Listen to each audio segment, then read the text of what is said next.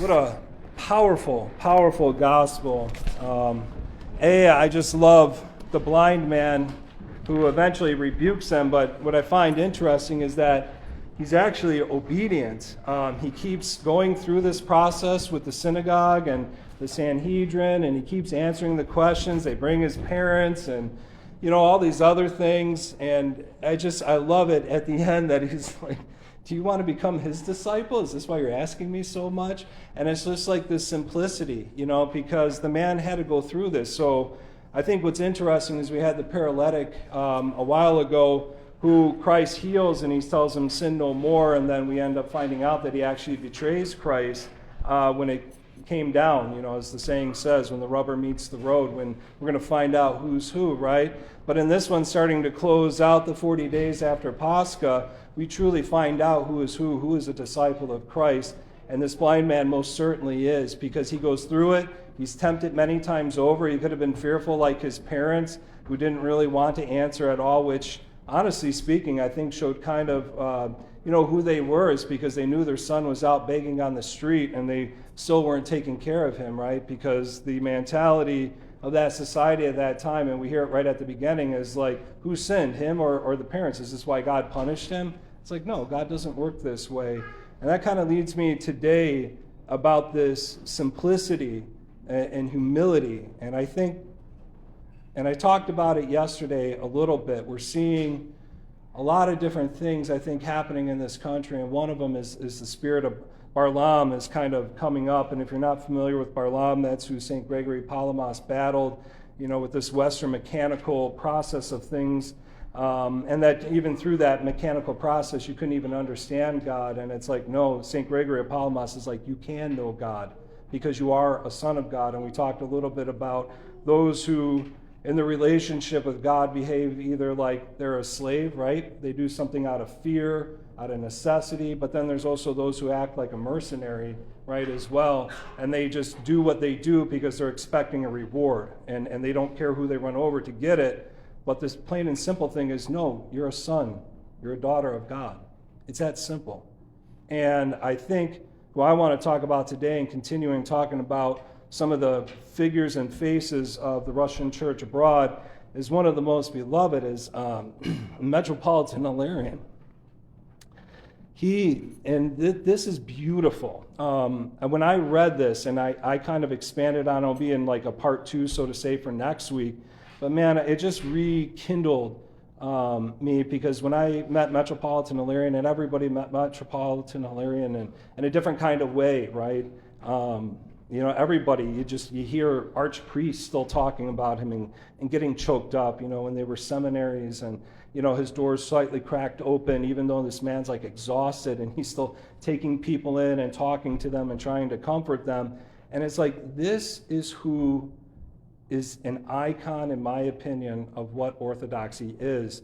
And this is written by Father Daniel Valle, and he's from the Spanish missionary down in South America. And actually what's pretty cool about this is, who translated it from Spanish is one of our beloved former priests, Archpriest Peter Jackson, who you all know, many of you know, is in Florida doing services in Spanish, and obviously still trying to do missionary work in South America. And he translated the gospel into one of the tribes there, into their languages as well. So he translates this, but Father Daniel Valle, he entitled this, The Example Made in Silence.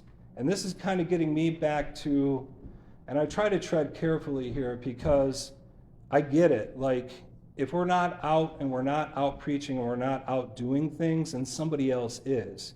So we have a responsibility to do that, and we have a responsibility to use those tools. But it's how we're using those tools. It's the example that we're setting. And I'm just going to be completely honest, the example that I see that is being set many of times, even by clergy, sickens me, because it's giving people a false reality of what orthodoxy is. It's not orthodoxy being the car salesman. It's not orthodoxy trying to win people over. The faith has spoken for itself for 2,000 plus years. We are called to be witnesses. And we even pray in our prayers for our bishops to rightly divide the word of truth. They're not adding, well, good bishops are not adding or subtracting anything at the end of the day. They're rightly proclaiming the word of truth to the faithful, and that it's experiential. So tying back what I was meaning by Verlam and Palamos at the end of the day is that Palamos believed you could do it knowing God by living it. And that's exactly what Metropolitan Hilarion was, because anyone, I think, regardless of the relationship you had with him or how you ever knew him, he didn't say much. Even when he came here and he served, and which was just such an honor to have him here, he wouldn't say much. But the little things he would just say, it was just, there's no way to speak about it like you're talking to one of the kids, just pure, just clean, nothing attached, no emotions, no feelings, just love and just care, and it's genuine. And that's, I guess, the key thing that I want to get across is be a genuine Orthodox Christian. We don't have to make a spectacular thing about it, because even when we see the gospel today, Christ is very quiet, right? He's not shouting at the rooftop saying, look what I did, everybody. I healed this man. I spit in the ground, told him to go wash at the pool, and now he's healed. Come and worship me. No, instead he heals the man. The man goes through his trials, right? He's obedient, he goes through everything. And Christ then finds him quietly, seeks him, and then says, hey, do you want to actually worship the Son of God? Do you want to know who the Son of God is? And so going through all those trials and all those different things, yeah, he got his physical sight, but he needed to endure those trials to actually cultivate and activate his faith and actually live it, which is the Palamite kind of theology, so to say, which is theology being a man of prayer. And so then he actually understood what it meant to believe in the Son of God and how to worship the Son of God. And so, again, this is entitled, I thought this was just so spot on. And so if you didn't get to know him, this is him. And again, it's called The Example Made in Silence. So Father Daniel starts off with saying, without a doubt, the praxis of silence is a divine gift that improves man's spirituality, and even more so in the monastic path.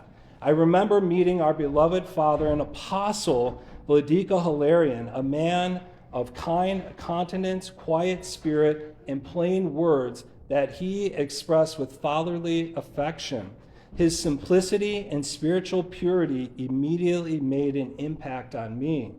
Because of my path towards the priestly grace that was unworthily awarded to me, a sinner, I greeted him reverently, and almost immediately he said, Daniel, I was waiting for you. That's like Vladika to just, boom, that's it. Hey, I was waiting for you. Where you been? His short words, yet with great spiritual depth, filled me with a great calm and filio express. So divine, deep love is what Father's saying. His spirit was amid the exemplary effort of the gospel without words and without exegesis speech, so fancy speech or impressive terms. So he wasn't out there, using terms and verbal whatever, trying to make himself look a certain way. He just was. He was just living orthodoxy. He was orthodoxy. His spiritual role as a bishop appeared to me as the servant of the other. He celebrated the liturgy with great importance, and it seemed like it was no longer him, but someone illumined by the holy mysteries.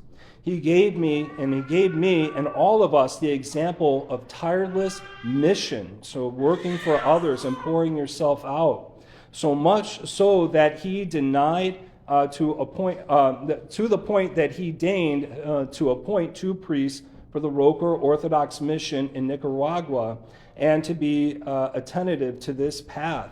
I remember clearly that at the end of the liturgy, which included the rite of elevation to the priestly rank, with the utmost humility and express affection, he said to me, I brought this for you. And he gave me a blessing cross and a holy relic of St. John of Shanghai and San Francisco, who will be the guardian of this mission in Nicaragua. It was almost like an express mandate to expand the missionary path in Central America by the intercessions of this holy man of God, St. John.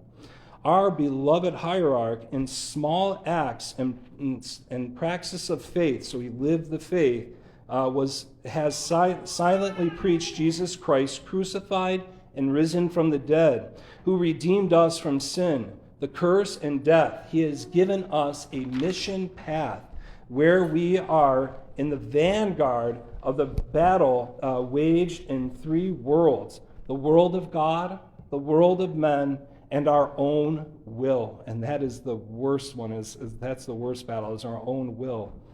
As a monk, Vladika has been a special forces soldier for holy orthodoxy by his ceaseless prayers for this Nicaragua mission in order to prepare us for the attack beyond the borders of the church. Memory eternal to our beloved hierarch. Wow. And that's what it means. There's an internal thing that's taking place, and because the world doesn't know its own, it doesn't recognize this. But those who actually know their own, they actually see what warriors they are, what restraint it is to hold your tongue, what restraint it is to be humble and meek and to be small in the world so that you can be great in the kingdom of heaven. And it's not even looking to be great for yourself. It's you're trying to acquire through the Orthodox praxis the uncreated light of God so that you can share it with everyone else and that God will do the rest.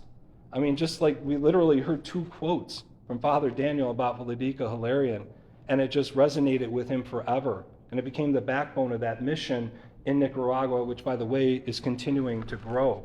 This is how we evangelize. This is how we proclaim the truth through the faith, is by the example of silence. And may God give us such humility like Vladika Hilarion. And when you begin to struggle and your thoughts begin to race and begin to run away from you and even begin to judge others, pull it back and think of this simplicity and ask, Vladika Hilarion to help you to, in the very least, remember his example. A few words will bring thousands, as St. Seraphim says, if you acquire the spirit of peace. God be with you all. Christ is risen.